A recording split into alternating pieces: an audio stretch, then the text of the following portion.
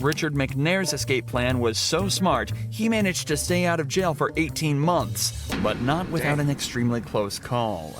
Richard was originally arrested for the shooting of 2 men. Come on, man. Magnum PI. Little finger Magnum PI. After he was caught robbing a house in North Dakota. One was badly injured, and the other died at the scene. Richard was given 3 life sentences for this, but he had absolutely no intention of sticking around for any of this. In 2006, he managed to escape from the prison by burying himself in a pile of mail and being carried straight out the door. But just hours later, he was stopped by police while jogging away from the prison. You live around here, buddy? No. Where you live at? Down the road by Pineville. Pineville? Uh-huh. Okay. Do you have any form of identification on you? No, man. What's your name? Robert Jones. Richard appears calm, cool, and collected. I feel like that cop knew it was him, but was scared to try to come at him by himself. Richard appears calm, cool, and collected while talking to the cop, and gives the innocent alias of Robert Jones, stating that he's just out jogging around where he's stationed for work. That's not the problem right now. What's your address? I don't have an address. I'm at the hotel. We're working on houses and stuff like that, the roofing. What is? We got an escapee. Oh, shit. Where from? Prison. There's a prison here? Richard must think that the jig is up, but he manages to stay calm and play it cool. He gives a simple, neutral response and keeps his stance on the loose to avoid looking uneasy. Just played that the cop then radios in for a detailed description of the fugitive and attempts to match it up to Richard. How old is your guy? You're how old? 50. I was born in 56. He was born in 56. 58. Colors you got? Green, well, kind of a turquoise blue. Turquoise blue. Most people in this situation would be getting restless and giving short, closed-off responses because of nerves. But Richard somehow manages to give full answers to everything and even jokes with the officer. He's slowly trying to convince him that he's just a normal guy and that he's absolutely not hiding anything. You know the bad thing about it? What's that? You'll match it up to him.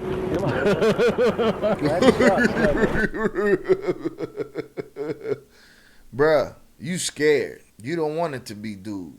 What's the other excuse? He said, it's a missing prisoner. He said, oh, hell. And then he said, he's matching up to you. Well, if it walks like a duck and talks like a duck. The bad thing about it? What's that? You'll match it up to him. Well, that sucks, doesn't it? Yeah. I don't even know the address. We just got into town about a week ago, and he dropped me off to jog. I always jog about 12 miles a day. Where'd he drop you off at? Up there on that road by, there's some construction going on up there, some houses. And he dropped me off. He'll be back at the hotel in about probably 10 minutes, 15 minutes. Where are you from? We're originally Dallas, Texas. What's your name again? Jimmy Jones. This should have been it for Richard. Bruh. He gives a completely different name to his original alias, but the cop somehow completely missed it and Because carries the cop don't want no part of that problem. The cop want to go home that night. on regardless. Put yourself in my position. Where's y'all's motel at? Okay, Walmart's right there. Go right at Walmart, and there's a road, 165, that goes south. Little old tiny hotel. I mean, it's clean, but it's family owned. Little old tiny hotel. Yeah, you know, like a motel deal. You park up there. I promise you, I'm not no damn Chris in this case. Bro, you been there 2 run by weeks. now. You don't know nothing about none of that. Where you living? What you doing? Your name Jimmy Jones. You was from Pineville. You live by Pineville. Now you from Dallas. You know that yourself. No damn goofy. Chris in this case. You'd have done run by now. You Now, know that. mind you, as many times as this cop been chilling and laughing and joking and looking around, dude could have snuffed him a long time ago. Boom! Dropped him, and it would have been on from there. You'd have done run by now. You know that yourself. Done run by Did you now. see anybody or anything? There's some kids up there playing. I'm sorry to have to hold you up, but Hey, no, I'm just doing my job, I man. know you are. Can know. you write down your phone number, your cell phone number, so I can have whoever call you? Just call 911 is all you got to do, and they'll get a hold of us. All righty. That's our quick line there. Have a good day now. Be careful, buddy. Thank you. All right. All This right, was the man. I last see you time for Richard lunch next McNair was- week. Good. Hang out, have a beer. Bum.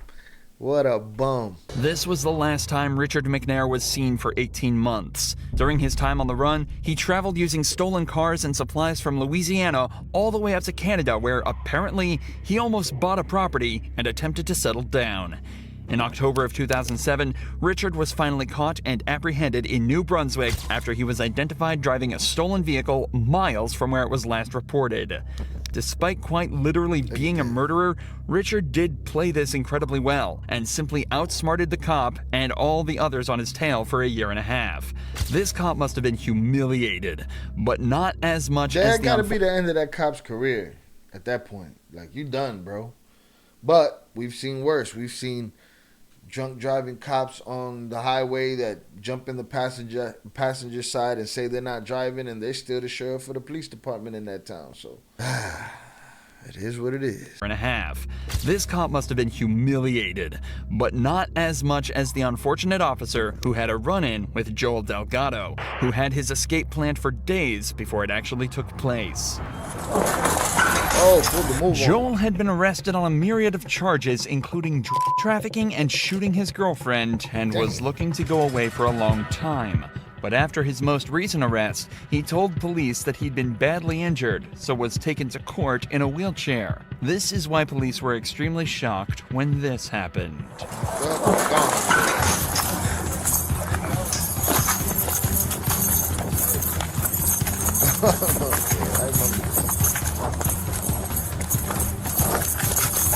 Gone on. I'm gonna catch you, baby. I'm gonna shoot you. For someone confined to a wheelchair, Joel sure can run, as just seconds after escaping, he completely disappeared. Now, which way you go? Which way through the alley? Cut that way. What's in your phone? Catch him. What you mean what's in my phone? My damn radio came. Hold on. Damn, bro, if I try to come behind you and get him. I don't know where he went. He's probably sitting behind one of those cars. The wheelchair dude got up and ran. Explain that one to the boss, huh? The wheelchair dude jumped up out the chair and ran. That's funny. Try to come behind you and get him. I don't know where he went. Hey, Hook. The wheelchair dude got up and ran. Hiding behind one of those cars. Yeah. I couldn't catch his ass. And my radio was in the mother. You told him you was going to catch him. You told him you was going to shoot him in the back. The wheelchair dude. I couldn't catch him. Hell. Tim's had pulled off. Right. Yeah. I can't even remember his name. He on the run. Oh, man, you fired. All right. You got Buddy's phone. Hey, he took off, man. The wheelchair dude ran. He had a neck brace on and all that shit. Did you really? Yeah. Didn't need that wheelchair very much, did he? No, he played all of you dummies. Unfortunately for Joel, his freedom was short-lived, as just a few hours later, he was caught and arrested once more, gaining nothing other than a count of felony escape to add to the list. It could be argued these last few cops had a simple lapse in judgment or simply got beaten in the moment.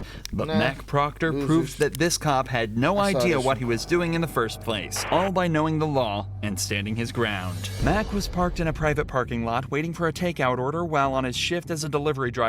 While his vehicle wasn't in a designated parking spot, it wasn't blocking the flow of traffic, and he'd only left it there unattended while picking up his food. Upon returning to his vehicle, Mac was approached by a police officer stating he was violating parking rules. All right, Mr. Proctor. That is your last name. Everything okay? Do I need to answer any of your questions? You don't have to answer anything, dude. Okay. You don't have to. Lucky you stand here all day. I get paid either way. Can you go ahead and finish your job so I can carry on? What's it with the anger, dude? I'm not angry. You're not angry? You always talk to everybody like that? I'm not angry. Oh, okay. I just want you to go ahead and wrap things up, please. Oh, okay. Of course, Mac has every right to stay silent in the face of the officer's questions, especially ones that don't at all pertain to criminal proceedings. At no point did he raise his tone or say anything out of line. See, this is my problem. They keep saying that shit, right? And I get it. But isn't it still a form of kissing ass? Kissing ass to the cop, kissing ass to the judge. If I got to sit there and talk to him politely and nicely. He's not treating me politely. Why would it should, the moment he starts not treating me politely, anything that's impolite that I do after that should be, off the record. And it shouldn't have nothing to do with your perception of me. You know what I'm saying? Because that's crazy. You're just going to treat me however the fuck you want. Yet the officer asks why he's being so angry. Many people think that some police officers are used to consistently being in command and control on these interactions, and it's possible the same is true with this officer. When Mac exercised his rights and just asked for Look at things him over there with his stupid fucking movements. He just wants to feel not like the pudgy little bitch that he is. That's all he wants with his day, with his badge, with his job. to be moved along, this cop was surprised and took it as a combative statement. All right, well, you know, I'll give you a break on it, but you know what I'm saying? This isn't a parking spot, okay, dude? You're not giving me a break. You're harassing me at I'm this harassing point. you because I'd you're like parked to here? leave. May I leave now, please? Well, do you understand? Am why I being stopped you? detained? Yes, you are. Okay. All right. So do you understand why I stopped you? Do I need to answer any more of you your don't. questions? You don't have to. Okay. The officer informs Mac that he is being detained for parking here. To issue a citation for parking violation, you must be breaking either local, state, or federal law. Something like parking in a handicap spot without proper documentation. Hey, Mr. Proctor, can I just give you your stuff so you can leave? Can you? I can, but you're the one. I would have let you go a long time ago. What do I need to do for you to hand me my documents so I can I'll leave? give it to you right now. I just want to know that you're okay, because usually I don't get people all this. What do I need to do for you to hand me my documents so I can be on my way? You're okay. I'm not saying that. I don't need to answer any of your Hey, questions. there we go again. Jesus. Bro, he want to force the words out of your fucking mouth. Who are these people, man? Trying to say that. You're trying to display your power to me right That's now. it. I'm concerned about it. Is there a problem to be concerned about another human being? You have no reason to be concerned about me. So it's okay then. You're okay then. You can hand me my documents and I can be on my way, or we can. Okay. You're not gonna. Okay, here. I'll tell you what. I'm gonna take a chance on you. Right here, Mr. Proctor. You're taking a chance on me? You're going to take a chance on me? No, bitch. You lost. Rather than not say nothing and just hand him his shit, you could have probably kept your win to yourself. But you had to acknowledge that you lost by saying, I'm going to give you a break. Everything's cool. Here, I'll tell you what. I'm gonna take a chance on you. I'm going to take right a chance here. on you. Mr. Proctor. Fuck out of here. You're right. Everything's cool. All right. We're blocking traffic. Here, your stuff. Mac was allowed to leave without further incident, but this interaction raises questions about why he was met with further difficulties after doing nothing other than exercising his Fifth Amendment right. In fact, it's strange that the entire interaction even happened in the first place. If the officer had observed Mac's vehicle obstructing traffic, the incident could have been avoided by simply asking him to move his vehicle out of the way and let him go about his day from there. Instead, the officer detained Mac, preventing him from moving his vehicle and keeping it in the very place that's allegedly impeding traffic flow. The cop later found out that Mac wasn't even a federal agent or officer himself, and simply managed to prove just how valuable it is to know the law.